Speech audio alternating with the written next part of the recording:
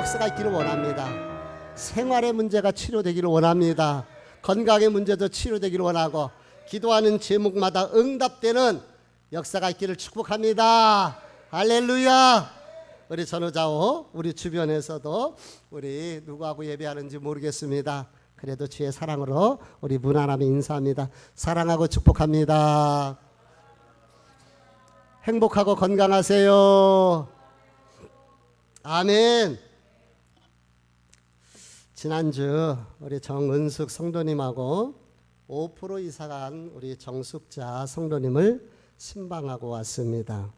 낙지마당에서도 일하셨고 잠시 우리 교회도 나오셨던 분이에요.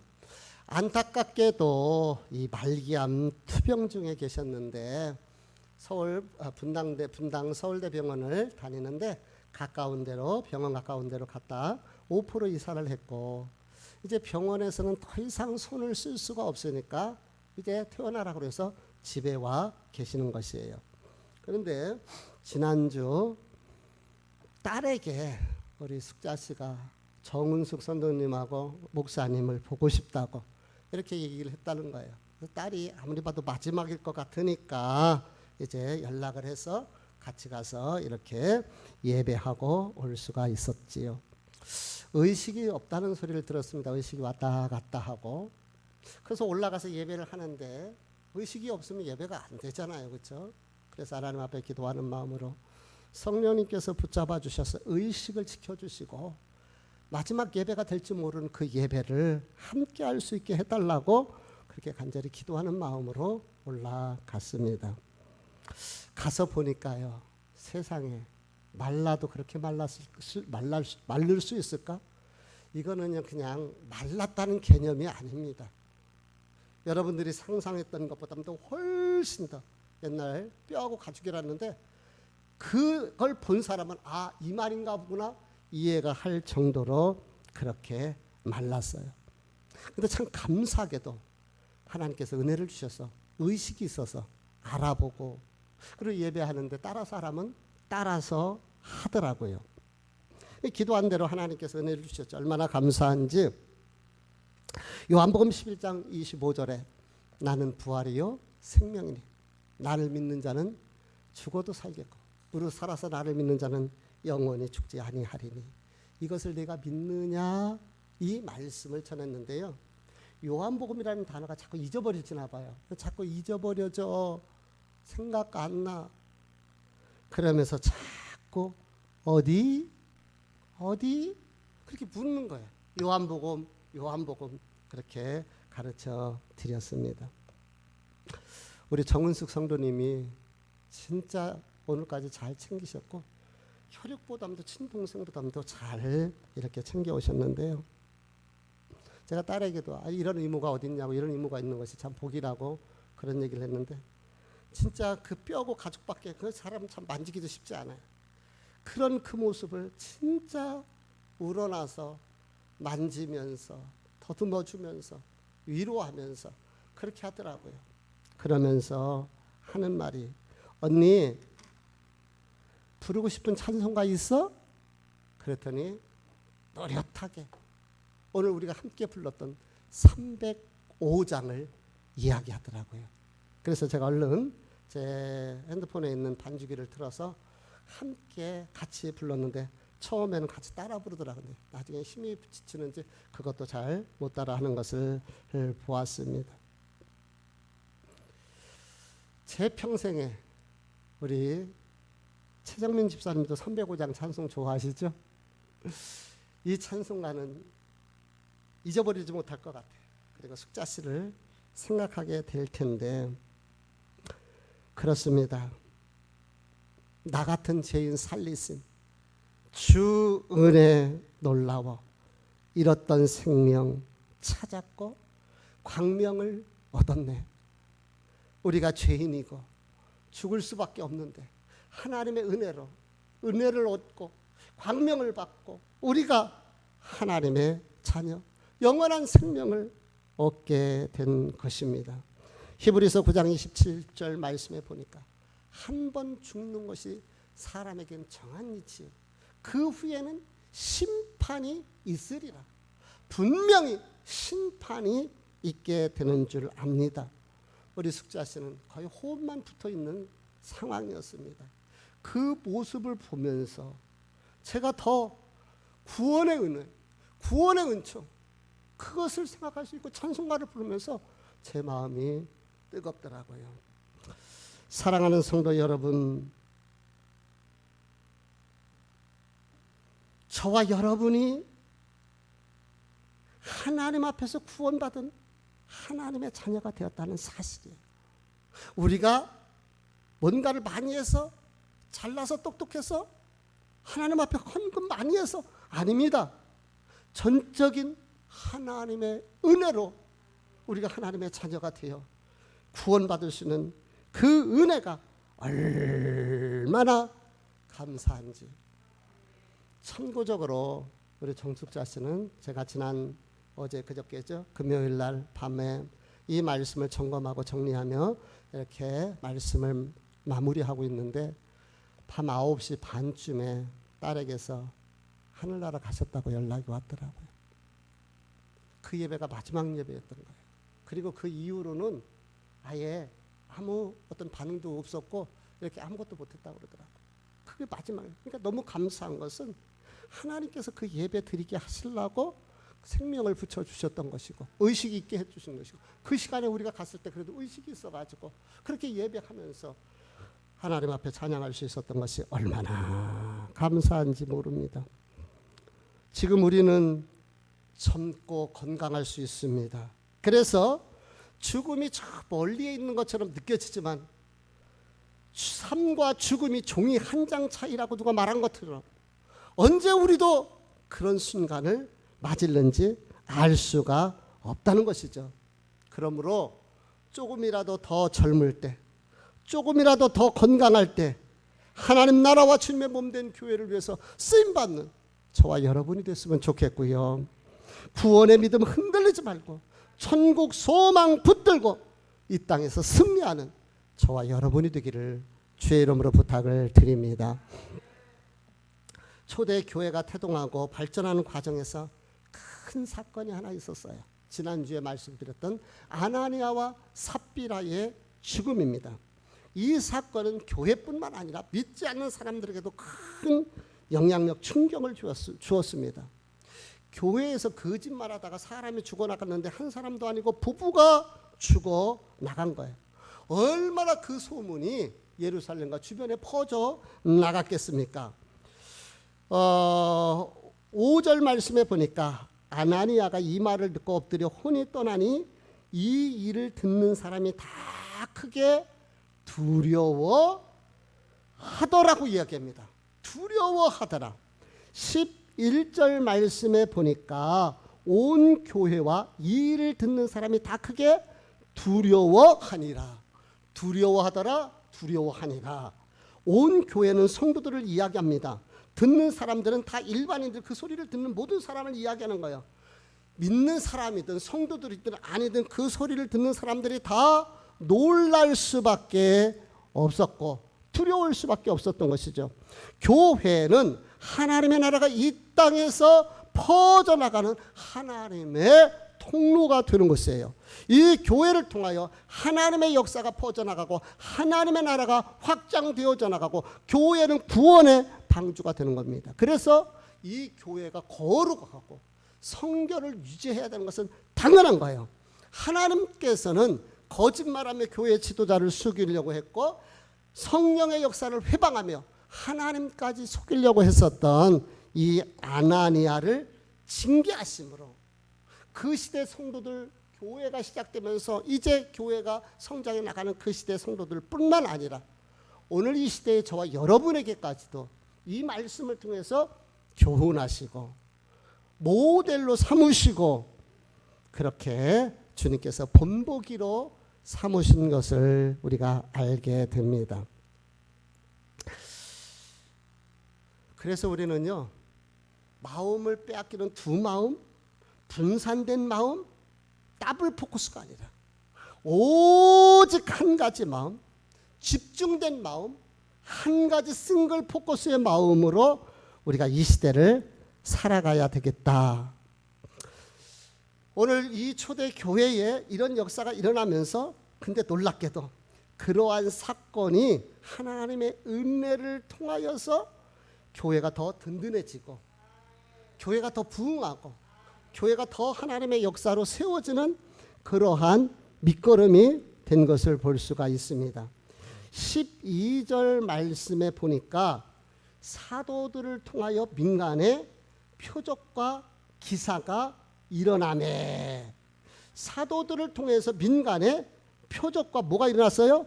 기사가 일어나기 시작합니다. 그러면 어떠한 기적과 표적이 나타나고 기사가 일어났을까요?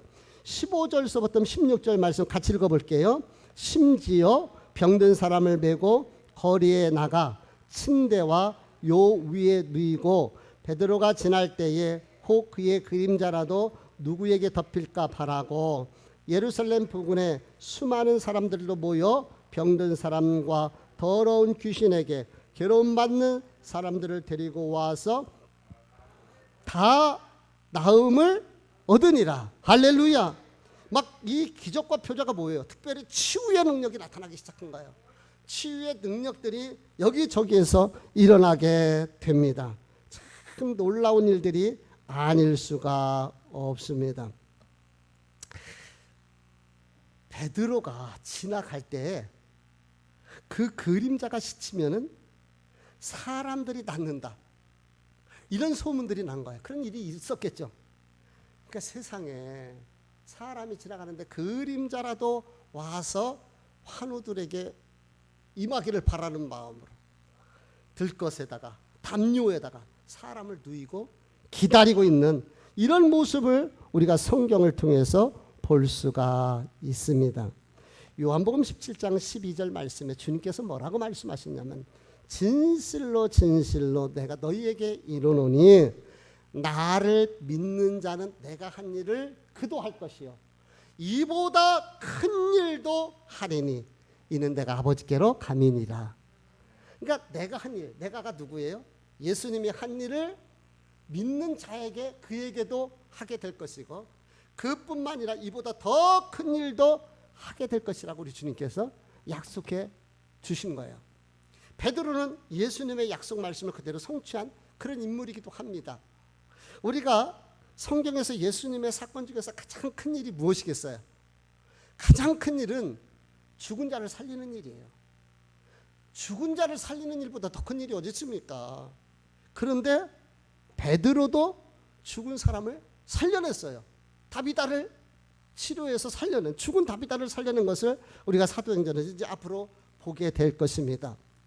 그런데 성경을 봐도 예수님의 그림자가 지나가서 병자가 낫았다는 얘기는 없어요. 근데 예수님이 뭐라고 말씀하셔서 내가 한 일을 그도 할 것이요 베드로가 다 했어요? 이보다 큰 일도 하리니. 베드로는 심지어 그림자가 지나갈 때에 사람이 치료되는, 그러니까 예수님께서 말씀하신 그대로 성취된 거예요. 그렇다고 우리가 여기서 오해해서는 안 됩니다. 그런 베드로의 능력이 예수님보다 더 크고 베드로의 그 성령의 권능이 더 강했냐, 그 의미 절대 아닙니다. 그런 의미가 아니라는 것을 여러분들이 이해를 하시고, 그 예수님의 상황은 그런 상황이 없었던 거죠. 단지 예수님은 혈루증 여인이 손을 만졌을 때, 옷을 만졌을 때에 치료되는 이런 일들이 일어나게 됐는데 예수님은 계속 움직였어요. 근데 베드로는 예루살렘의 한정된 지역이다 보니까 동선도 사람들이 파악할 수가 있었을 것이고, 그렇죠? 예수님은 뭐 막 사방을 움직이시니까 그렇게 할 수는 없는 것이죠. 예수님의 능력보다 베드로의 능력이 뛰어나서 예수님이 하신 그 이상의 것을 한 것은 아니란 말씀을 여러분들에게 드리면서, 참 놀랍죠? 이런 표적과 기사가 초대교회에 일어나기 시작했어요. 지금 세계 경제가 어렵고 우리나라 경기가 참 어렵습니다. 그 이유는 코로나 바이러스로 인해서 그런 거예요. 그래서 세계 경기도 우리나라 경기도 악순환이 되어지고 있습니다. 사람들이요 움직이고 활동하고 막 좋아야지 이게 소비가 이루어지는데 지금 소비가 되어지지를 못해요. 소비 시장이 완전히 얼어붙어 있습니다. 소비, 사람들이 방콕하는데 뭐 무슨 소비? 택배는 조금 이게 되는가 봐요. 택배 쪽 관련된 산업은 일어났는데 산업 전체가 죽었어요. 산업 이 수요가 줄게 되니까 당연히 생산성 떨어지게 되는 거죠. 당연히 소비가 둔화되니까 이 물량 공급들이 이루어지지를 않는 거예요. 소비가 안 되니까 당연히 그러는 거죠. 그러니까 어떤 문제가 됩니까? 소비가 돼야지 이 생산성이 늘어나서 막 그 물건을 만들어내는데 이 공급이 안 되는 거예요. 공급이 스톱되어 버린 거예요. 제 동생이 아오홈에서 근무를 하고 있습니다. 우리나라 외식 산업에서는 아주 대표적인 그러한 산업이에요. 거기도 이렇게 판매, 그래서 통신으로도 이렇게 많이 가고 그러긴 한다고 하는데 주력 산업이 외식 산업입니다. 그러다 보니까 이 학교라든가 공장이라든가 이게 도시락이 관련된 이 납품들이 다 되어지는 거예요. 근데 지금 학교가 제대로 운영이 안 되니까 밥 먹는 사람들이 없잖아요. 그러다 보니까 지금 김포 쪽에다 수천억 들여서 사옥을 다시 건축을 했다고 하는데 구조 조정을 할 수밖에 없다는 그런 이야기가 들린다는 거예요. 그래서 동생처럼 직급 있는 사람들은 구조 조정 당할까 봐, 그래서 동생도 그래도 정년 퇴임을 해야 되는데 걱정된다고 이런 이야기를 합니다. 소비가 줄어드니까 생산성이 줄어들게 되는 거예요. 생산성이 줄어들면은 당연히 사람 뭐 많이 만들 필요가 없으니까 사람을 줄일 수밖에 없어요. 고용의 문제가 생기는 것이요. 이것이 다시 고스란히 누구에게 갑니까? 국민 경제에게, 서민들에게 가게 되는 거예요. 그러다 보니까 서민들의 삶이 어려워요. 이것이 바로 경제의 악순환인 것이에요. 코로나 바이러스로 인해서 세계 경제가 지금 한국의 경제 구조가 악순환의 구조에 빠져지게 된 것이죠. 반면에 선순환 구조는 어떤 것이에요? 소비가 잘 되니까 또 생산을 더 많이 해야 됩니다. 생산을 하려면 사람이 필요해요. 그러니까 인원이 충당돼야 되니까 실업자들이 없게 되고, 그러니까 그 수입이 또 국민들에게 돌아가고, 그러면 이제 또 국민들의 삶의 질이 높아지게 되고, 이 선순환 구조가 되는 거거든요. 속히 우리나라가 세계적인 경제가 악순환의 구조가 아니라 선순환의 구조로 바뀌어졌으면 좋겠습니다. 근데 이것을 가만히 보니까 신앙에도 똑같더라고요. 오늘 말씀의 제목이 은혜의 선순환 구조입니다. 따라서 볼까요? 은혜의 선순환 구조. 은혜의 선순환. 그래서 보니까 은혜도 선순환 구조가 있고 악순환 구조가 있는 것을 볼 수가 있지요. 은혜의 선순환 구조가 무엇인가요? 바로 오늘 우리가 보았던 본문의 말씀인 겁니다. 초대교회 성령의 강력한 역사가 나타나요.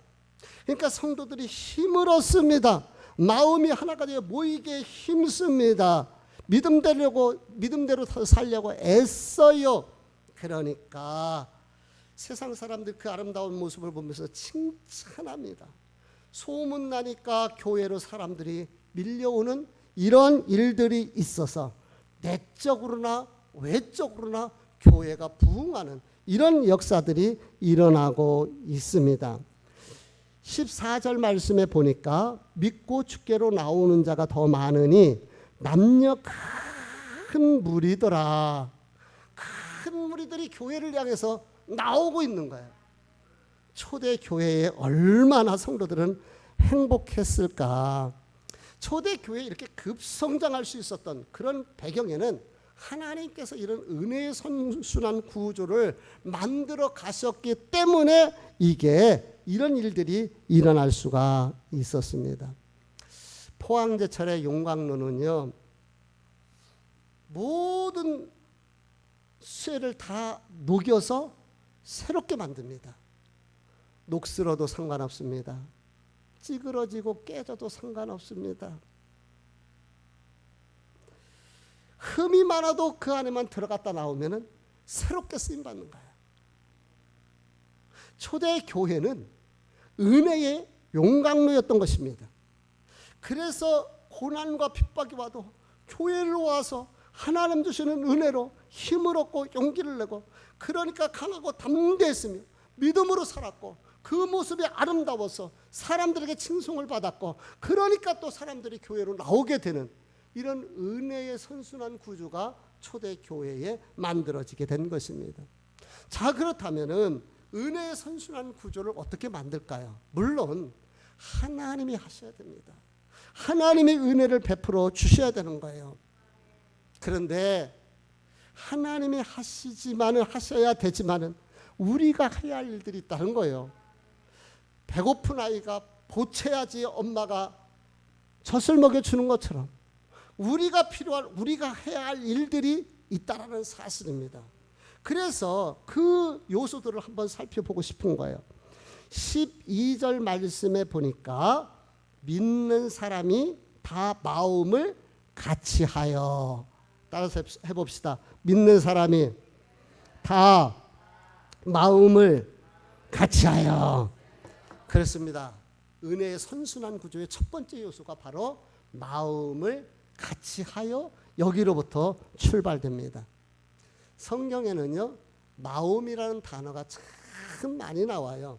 무려 1058절에서 마음이라는 단어가 나오고 있습니다. 그런데 중요한 것은 성도들의 마음이 하나가 되는 거예요. 1장 14절 말씀에 보니까 여자들과 예수의 어머니 마리아와 예수의 아우들과 더불어 마음을 같이하여. 2장 46절 말씀에 보니까 날마다 마음을 같이하여 성전에 모이기를 힘쓰고, 4장 24절에 보니까 그들이 듣고 한 마음으로 하나님께 소리 높여, 4장 32절 말씀에 믿는 무리가 한 마음과 한 뜻이 되어. 오늘 우리가 읽었던 12절 말씀도 사람이 다 마음을 같이하여. 지난주에 마음이 얼마나 중요한가를 말씀을 드렸습니다. 무릇 지킨 만한 것보다 내 마음을 지켜라. 생명의 근원이 이 마음 속에 있어요. 그래서 사람은 마음 먹기에 따라 달라진다는 얘기가 있고, 마음 먹으면 못할 일이 없다 그랬잖아요. 오늘 하나님의 말씀으로 은혜 받고 믿음으로 살겠다고 마음 먹으시기를 바랍니다. 생각을 가지시기를 바랍니다. 또 한 번 결단을 하는 거예요. 그리고 한 주간 살아가는 거예요. 그런 중요한 마음들이 하나로 모여지게 되면은 얼마나 큰 일들이, 큰 역사가 일어나겠느냐는 것이에요. 마음이 모이면 놀라운 일들이 일어나고 상상한 그 이상의 역사들이 나타납니다. 우리나라가 세계 163개 국가 중에 살기 좋은 나라 몇 위가 됐는지 아세요? 지난주에 뉴스를 들으신 분은 알겠지만은 17위로 선정이 됐다는 거예요. 우리가 우리나라에서 살으니까 맨날 지지고 볶고 싸우는 것만 보이지요. 근데 세상 사람들이 봤을 때는 대한민국 진짜 대단한 나라고 정말 멋있는 나라인 거예요. 살기 정말 좋은 나라. 우리나라가 아주 살기 좋은 나라입니다.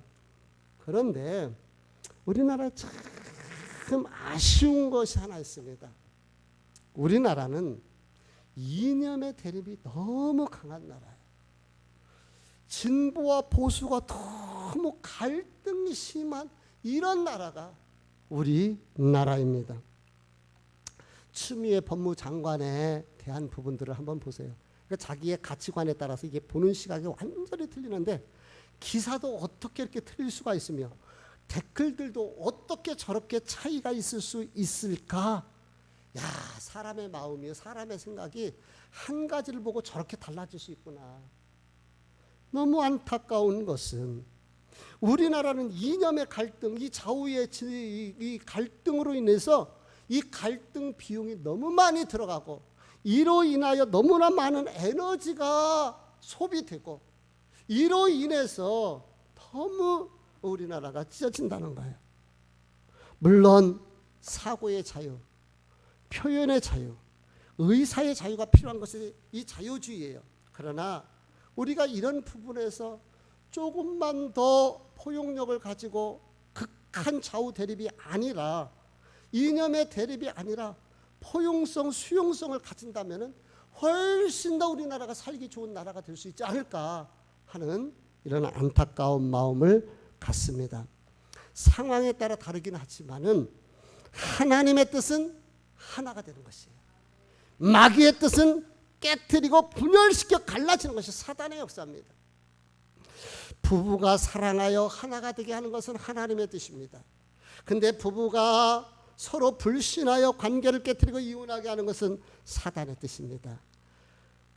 아담과 하와가 범죄했을 때가 언제인지 아십니까? 부부가 떨어져 있었을 때예요.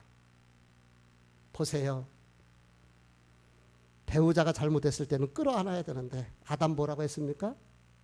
저 여자 때문에, 하나님이 주신 저 여자 때문에 내가 죄를 졌다는 거예요.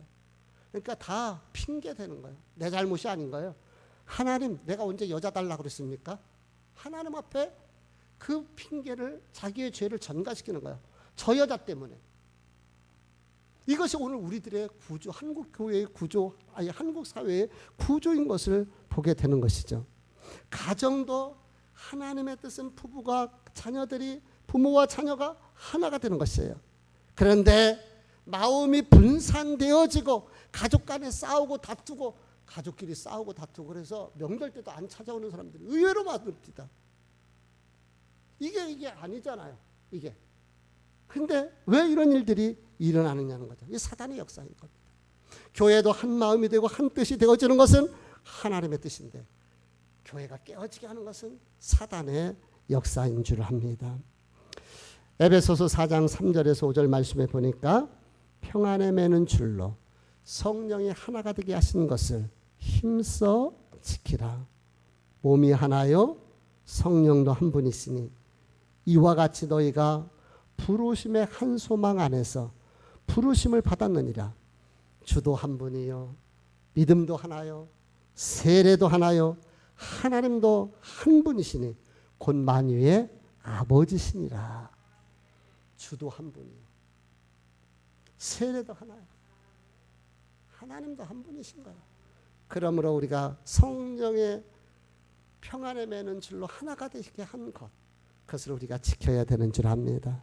빌립보서 2장 2절 말씀에 보니까 따라서 할까요? 마음을 같이하여 같은 사랑을 가지고 뜻을 합하여 한 마음을 품어. 아멘. 뜻을 합하여 한 마음을 품어. 초대교회의 은혜의 선순환 구조가 될 수 있었던 그 첫 번째 요인이 성도들의 마음이 하나가 되고 몸이 하나가 되고 뜻이 하나가 되었던 거예요. 그렇게 하나가 되는데 첫 번째 요소인 거죠. 그런데 그렇게 몸이 하나가 되고 마음이 하나가 되고 뜻이 하나가 되었고 우리끼리 잘 먹고 잘 살자? 아니에요. 그러지 아니하고 그렇게 모여진 마음을 가지고 그들이 한 것이 무엇입니까? 기도하는 일이었어요. 한 마음의 기도.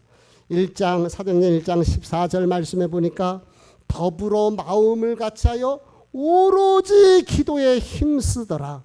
초대교회 성도들은 모여서 오로지 더불어서 같은 마음을 가지고 한 마음의 기도를 했던 것이죠. 2장 1절 말씀에 보니까 오순절날이 이미 이르네 그들이 다 같이 한 곳에 모임에 한 곳에 모였더니 왜 한 곳에 모였습니까? 초대교회 성령이 하나님께서 약속하신 성령을 보내달라고 부르짖어 기도하기 위해서 그들이 모였던 것입니다. 4장 24절 말씀에 보니까 그들이 듣고 한 마음으로 하나님께 소리 높여 이르되, 하나님 앞에 소리 높여 높인 이유가 무엇입니까? 부르짖어 기도하느라고. 그래서 합심의 기도, 합력의 기도, 한마음의 기도가 이것이 선순환 구조를 만드는 두 번째 요소인 거예요. 그러니까 성경을 통해서 보면은 그들이 먼저 마음으로 하나가 되어졌고 그리고 같은 방향을 바라보면서 함께 기도했던 것입니다.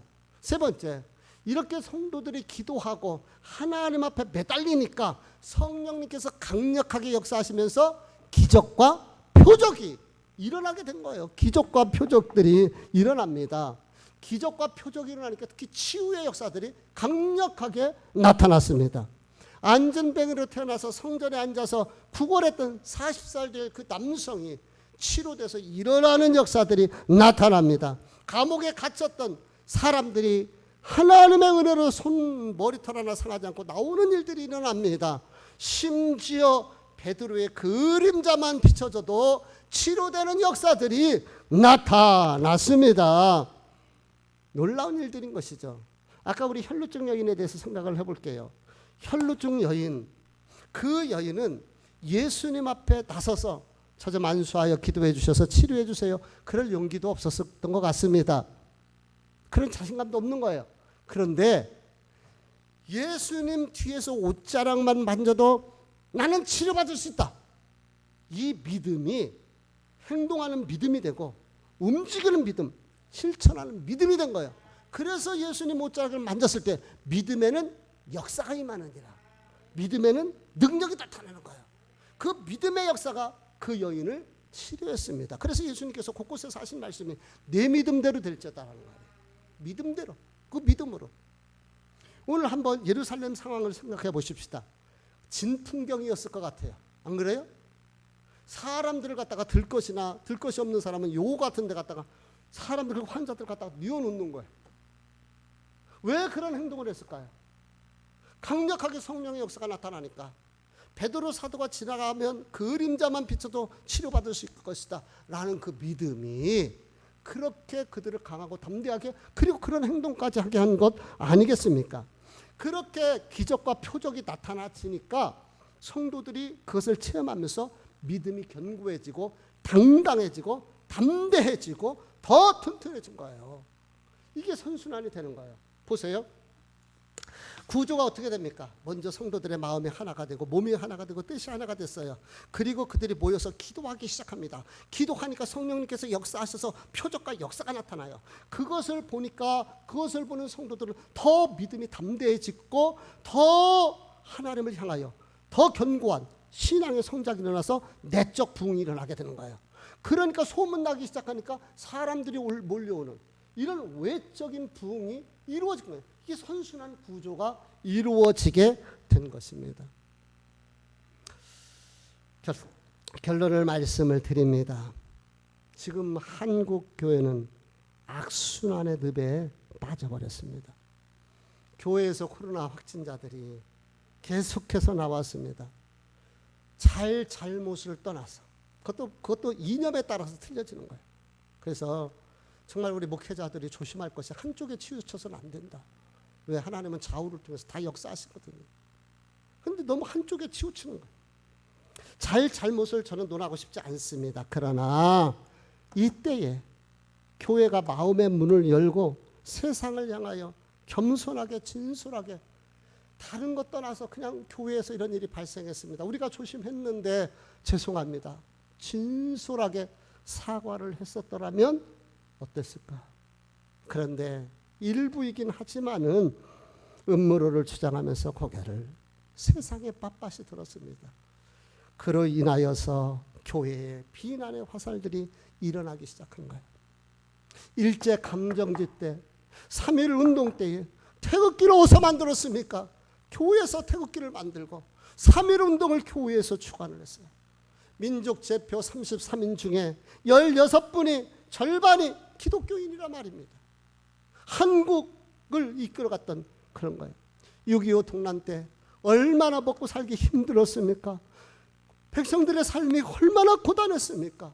그때 믿음의 성도들이 교회 바닥에 와서 눈물로 기도하며 힘을 얻은 거 아닙니까? 그리고 가서 열심히 살아서 우리나라의 산업화가 이렇게 이루어질 수 있었던 거 아니냐 말입니다. 그때의 교회가 한 역할이 얼마나 컸고 얼마나 교회가 그들의 안식처가 됐습니까?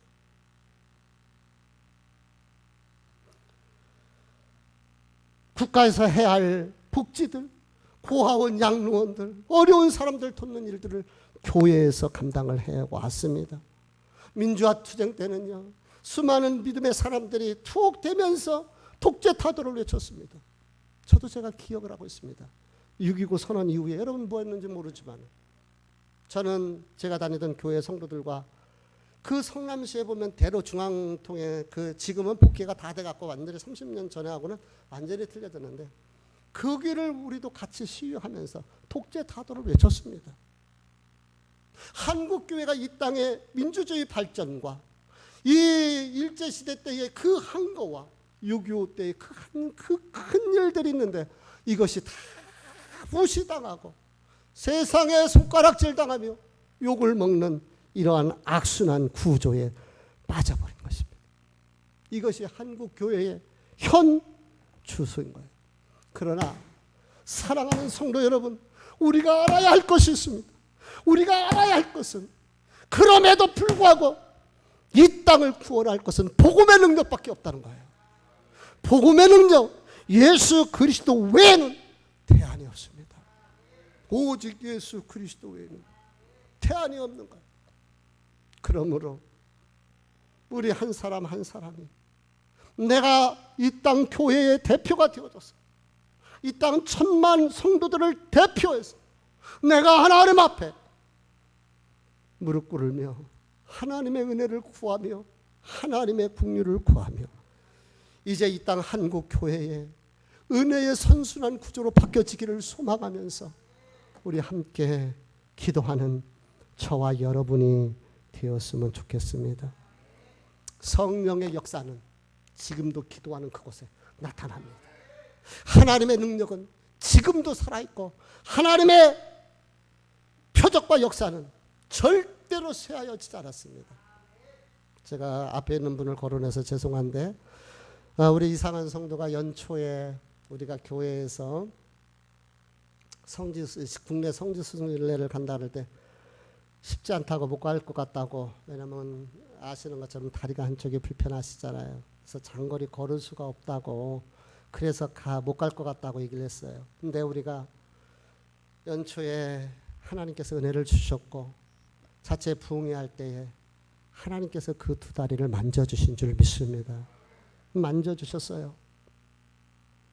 그리고 거뜬하게 그 여행을 다녀왔을 뿐만 아니라 지금 여주시에서 하는 그런 공공근로 일을 하거든요. 질통을 메고, 그 무겁잖아요. 메고서 소독하는 일을 하고 계세요. 그런데 하루에 10,000보가 넘게 걷는다고 합니다. 그것을 짊어메고. 이게 일반인들도요, 10,000보 쉽지 않습니다. 제가 사택에서 걸어서 황악산을 한 바퀴 돌아와도 10,000보가 안 되는 거리입니다. 그 좁은 거리를 메고 다니는 거예요. 옛날 같으면 생각도 못할 일이죠. 그렇죠?